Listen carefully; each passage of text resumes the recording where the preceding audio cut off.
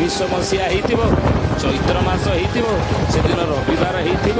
ଆଉ ସେଇଦିନ ଭୈରବୀ ଡାକ ହୋଇବ ପାଦେ ବାକି ଅଛି ଏବେ ସରିବ କଳି, ଏଦିନି କମ୍ପିବ ମହି ପଡ଼ିବ ଟଳି।